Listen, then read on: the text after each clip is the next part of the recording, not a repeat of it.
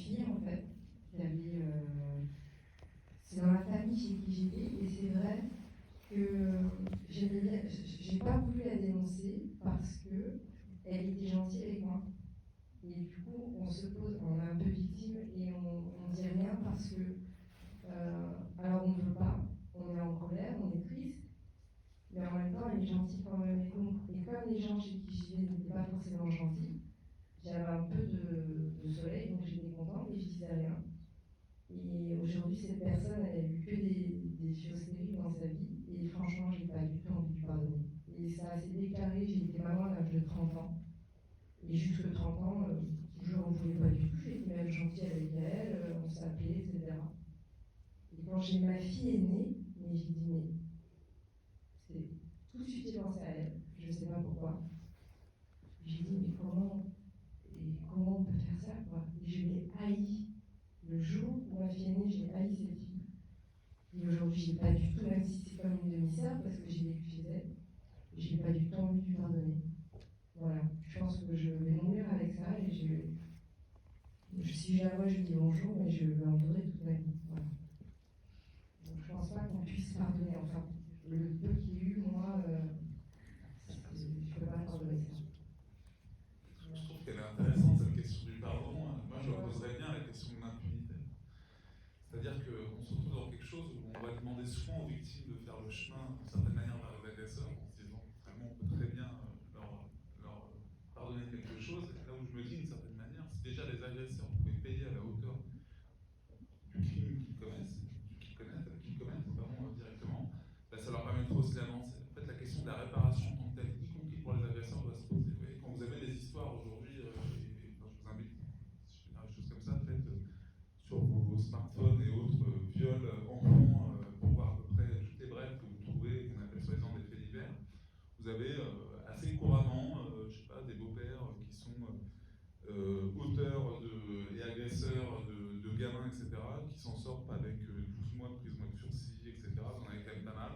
Et là, vous vous dites qu'effectivement, la seule chose qui reste, c'est pour la victime c'est le chemin du pardon, vous voyez ce que je veux dire? Parce que réellement, la justice, elle, pour le coup, elle répare ni la victime ni l'agresseur.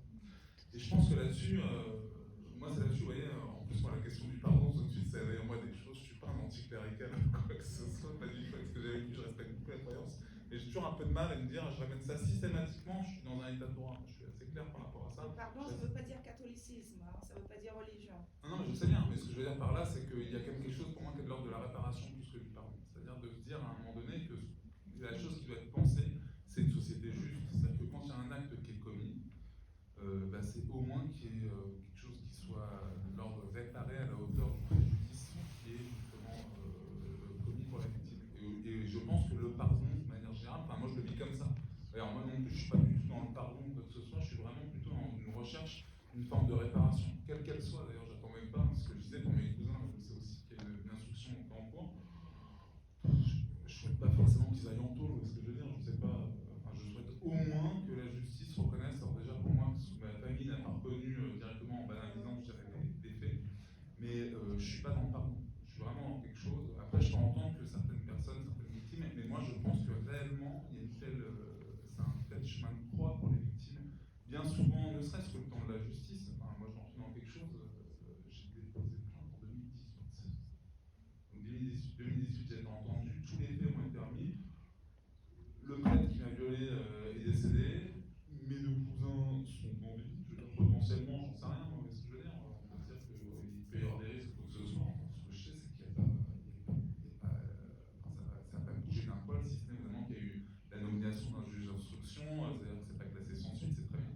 Donc moi j'attends surtout vraiment qu'on soit en capacité de réparer à la hauteur. Et je trouve que l'impunité dans laquelle on vit aujourd'hui, avec des personnes, en plus dans une société de notoriété publique, regardez sincèrement l'histoire d'Olivier Duhamel, qui reconnaît les faits d'une certaine manière, et on dit, un peu comme le disait le cardinal Barbarin, c'est bon, les faits sont, Dieu merci, les faits sont prescrits, parce que je veux dire, je peux reconnaître, machin. Et là c'est compliqué quand même pour l'ensemble des victimes. Alors peut-être qu'elle-même, d'ailleurs, c'est le frère de Camille Bouchard est là-dedans. C'est-à-dire, oui, c'est compliqué, il est un peu dans le pardon, mais quand même, c'est quelqu'un que j'aime, etc. C'est compliqué.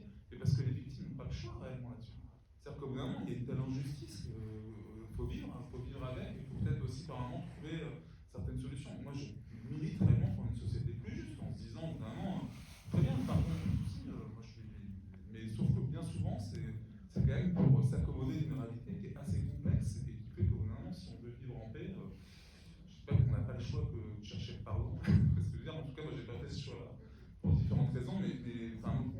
ça éveille ça en tout cas. En même temps, moi, elle n'en a pas parlé et elle m'a jamais demandé pardon. Et personne ne comprend rien du tout. C'est Exactement. un truc de fou. Voilà. Moi, j'ajoute justement par rapport au pardon. Moi, depuis la sortie de mon livre, donc c'est pas très très vieux, hein, ça il y a 9 mois, j'ai déjà évolué dans mon processus de réparation. Donc, déjà, c'est-à-dire qu'on peut évoluer sur ça. Et maintenant, je m'intéresse vraiment aux côtés des agresseurs. Parce que c'est ça le problème, c'est que les agresseurs sont punis une année, ils ressortent, ils recommencent. Donc on fait quoi? Il faut s'occuper de ces agresseurs. Pourquoi ils font ça? Donc il y a un véritable justement appel à la société, pour des appels aussi justement aux institutions judiciaires. J'ai eu beaucoup de chance de travailler avec des brigades des mineurs, j'ai travaillé main dans la main, et je trouve ça génial parce que justement j'apprends beaucoup de choses, que aussi il manque de moyens, beaucoup de moyens, donc ça passe aussi par là. S'il manque de moyens, qu'ils ont évidemment, avec le mouvement MeToo Inceste, avec tout ce qui s'est passé, il y a un regain de plaintes. Ils ne peuvent pas justement s'occuper de tout ce monde. Ils s'occupent d'autres affaires qui sont peut-être à leurs yeux plus importantes. Et malheureusement, ce sont les enfants qui sont en danger. Et c'est ça la réalité. Donc, moi, par exemple, le pardon, j'en suis pas encore là, mais j'ai déjà avancé dans mon processus. Et je m'occupe justement, enfin, je m'interroge pourquoi mon frère a fait ça. Est-ce qu'il y a un lien avec mon histoire familiale par rapport à mon grand-père? Voilà, donc on peut évoluer justement sur cette notion du pardon. Voilà. Mais parce que le pardon, c'est vraiment se pardonner à soi-même en fait. Vous voyez, ce que vous avez accepté parce qu'elle était gentille, mais elle ne parle d'autre sans dehors. Et c'est ça qui peut pardonner. Si j'avais pas le choix, ça s'est passé comme ça. Et je me réhabilite moi-même déjà. Je me reconnais en victime et aussi un être merveilleux. C'est pas pourtant l'autre, c'est moi. C'est ça. Pourquoi ça m'arrive? Il n'y a rien qui est dû au hasard, en fait. Non, mais moi, ce qui est terrible, c'est que je me dis pourquoi. Moi, j'avais peut-être 9 ans, je sais pas. C'est la force qu'un enfant n'a pas de dire oh, tu t'arrêtes, tu ne fais pas ça, ça va Et pas. c'est la méconnaissance. On n'a pas cette force, quoi. Et c'est ça, je suis bloquée sur ça, c'est plus ça. Mais J'aurais vous êtes aimé lui isolé, dire mais vous êtes- dégage. Vous étiez isolé, vous étiez une proie, vous étiez seul. Comment? Vous étiez une proie, vous étiez isolé. Oui, et c'est cette force que je regrette de ne pas avoir eue. Et ben Ce ouais, silence, vous en de me voulez. défendre. C'est terrible. On culpabilise.